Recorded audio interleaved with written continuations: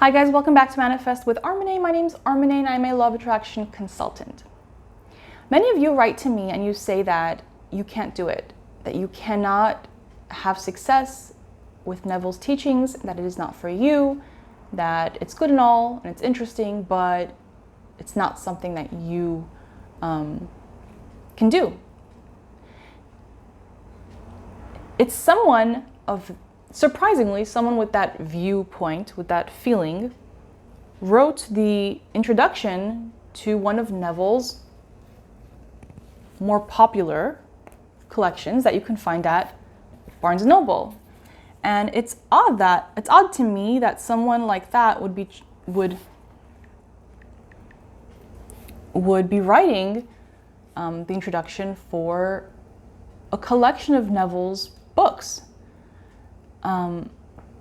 So if you know what I'm talking about, it's this. I'm sure you guys know this book, right? Let's see here. Familiar, right? It's great. It's a great collection. It's The Power of Imagination, the Neville Goddard Treasury, his greatest visionary writings in one collection. So Israel Regardie is the one who wrote the introduction, right? And this is approached through as a philosophy. And it's not exact to call it a philosophy, because when I think of philosophy, I think of a theory, an idea, just a very thought out, intelligently concept.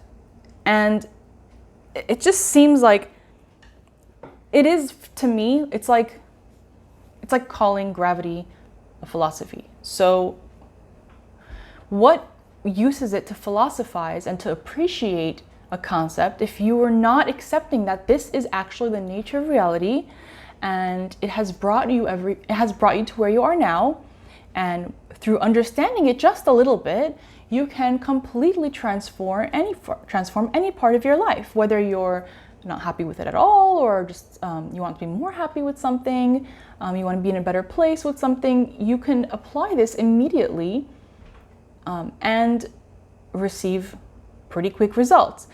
And remember, you're not applying the law of attraction. You're not applying imagination, because you're always using that. That is constant. You're always using your imagination. The law of attraction is always bringing you what you're experiencing. It's just that now you're conscious of it, then you are able to deliberately think and imagine and attract things. So on page 12 of the introduction,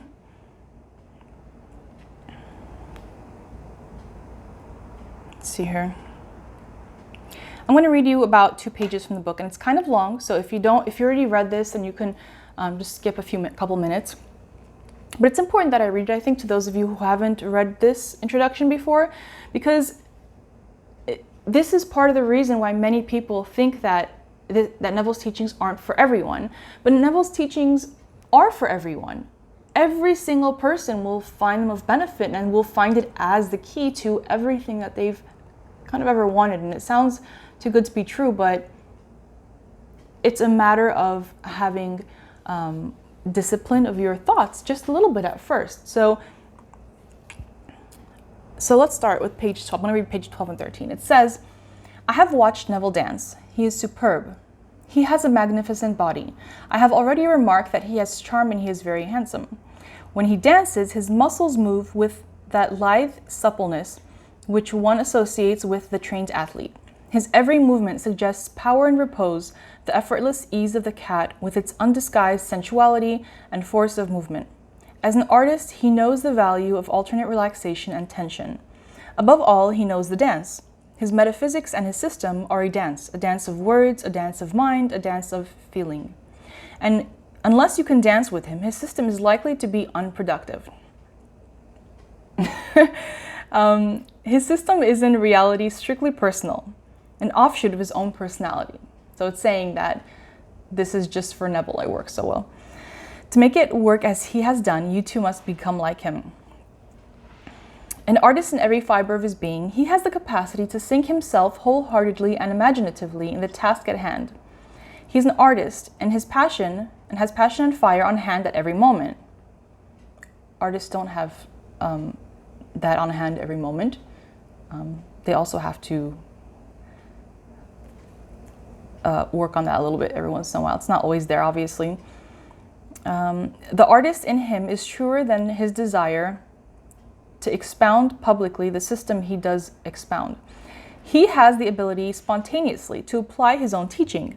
It is quite another story, however, to teach the practical elements of his system to those who are not artists, who have not his imaginative or emotional capacity to engage in this ecstatic dance of the mind, which evidently means so much to him.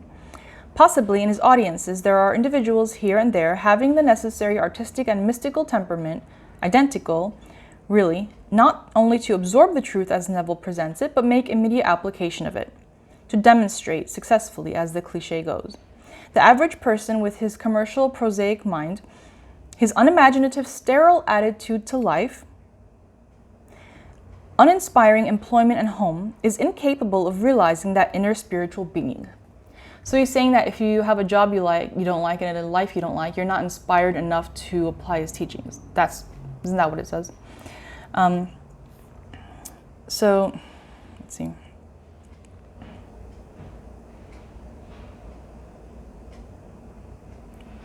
Which Neville implies by I am. Such a person cannot evoke that intensity of feeling, that temporary madness that Neville demands of all those who would apply his teachings successfully. A fiery, white-hot passion is but a phrase to them. Consequently, in being unable to whip themselves into such an emotional frenzy, which can be focused in certain predetermined directions, his words fall on barren ground. Yet, in one sense, this is not their fault. Life has dealt hardly with them. I do not blame them in any way. I am full of sympathy for them in their plight.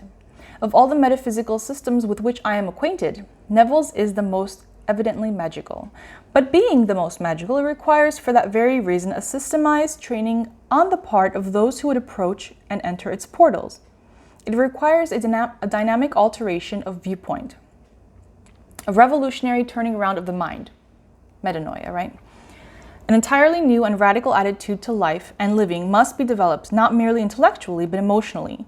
Above all, it demands that the student must learn the gentle art of relaxation, not by turning the back on body and ignoring its demands, but by learning the simple technique of so doing. Neville knows the art of relaxation instinctively. He's a dancer, and a dancer must, of necessity, relax. Hence, I believe he does not fully and consciously realize the average person in his audience does not know the mechanism of relaxation, does not know how to let go. It is true he speaks of relaxing. Close your eyes and feel yourself to be faceless, formless, and without figure. Approach this stillness as though it were the easiest thing in the world to accomplish. This attitude will ensure your success. That's what Neville says. But for the average person, this is hardly adequate. A little more detailed scientific instruction is imperative. Just a bit more. Not only so, but the average individual does not know how to evoke powerfully his feelings and emotions. He does not understand the means whereby he can arouse this passionate intensity so necessary to complete identification with or recognition of the unconditioned, faceless, formless consciousness of which Neville speaks. Right now, before I go on, guys, comment in the comment section, please, what you guys think of this. I want to know how many of you agree with him and how many think that he's actually not giving the reader a chance to understand that, yes, they can do this. That, yes, they can train themselves. Because, it seems like in a few parts it says that you need to be trained to do it. And you can be trained to do it. But most of it just seems like he's saying most people can't do it because they're not trained to relax. And this is just very specifically something Neville and only a few other people were able to achieve. This is not true, okay, guys? If this were true, then, I know Israel Regardie was big person in history of metaphysics and all that, writer, and that's good. But Are you going to philosophize and say that the writings are great and magical? Or are you going to actually apply it and understand that the things that Neville teaches is the nature of reality? It's about how we got here, why we're here, how to navigate our way through this life. So it's really like saying, it's like calling gravity a philosophy. It's like saying, it's a good concept, not sure if I would use it. You're using it. You are using Neville's teachings all the time. Because these teachings are not created by Neville. Neville understood them. That's why he taught them. So it's easy sometimes to say, I can't do this. Neville's teachings are interesting, but they're not for me. But let's just read them for fun, you know? And that's great and all if you're going to use it as entertainment, but that's not what they're meant for. And if you're one of the people right now, this time in your life, you're brushing it off and saying, either I've tried this a little and it doesn't work for me, I can't do it because maybe I don't visualize in images, or I don't have that focus, that concentration. And whether you've been just starting to try this stuff or try consciously applying this information, or if you've been doing it for years and you're frustrated and saying, just, you know what, this is not for me. It's for you. It's for everybody. You don't have to do this if you don't want. You don't have to buy into it, you know? But when you buy into it, you realize that this is the absolute nature of how we are creating our reality. And our every desire is important because we have the ability to manifest our desires not only for our sake, but because that is what we are meant to do, because so many people in this world is benefiting and expanding because of making our dream a reality, you know? And I don't even want to call it dream. It's a desire that becomes manifest. It's your wish fulfilled. So if you think that it's too difficult for you, you don't have to be a trained dancer. You don't have to be particularly artistic, okay?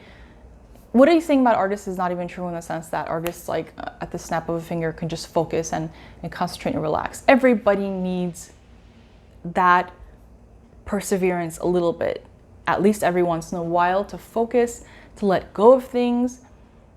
And that part where, I'm going to refer back to the book, that part where he's saying what Neville says about how to do it. He says, close your eyes and feel yourself to be faceless, formless, and without figure.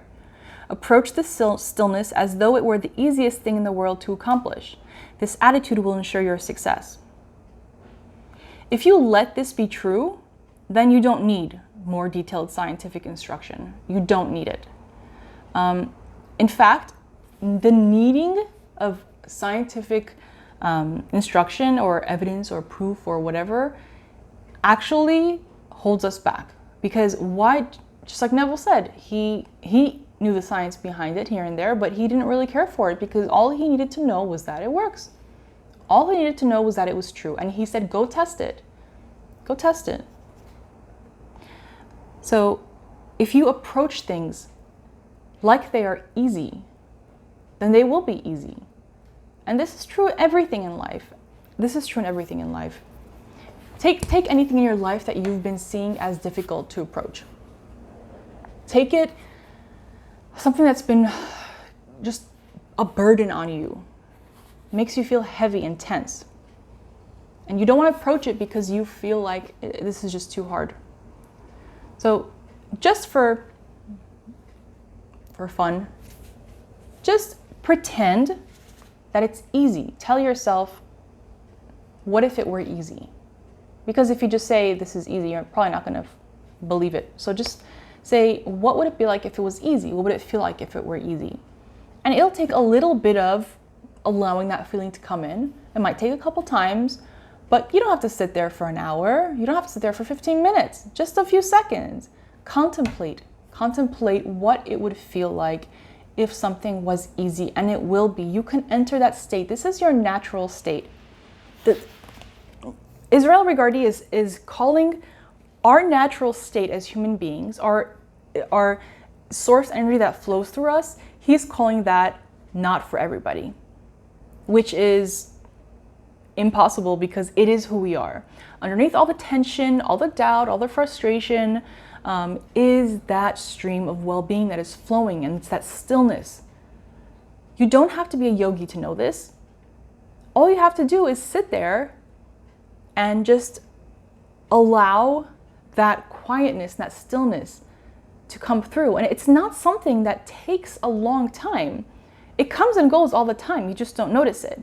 This is not, when you're learning to meditate, it's not as complicated as you think it is. Like Abraham Hicks says, if you're sitting there for 15 minutes, focused on just like a sound that's like a boring sound, just so you can kind of empty your mind of other thoughts.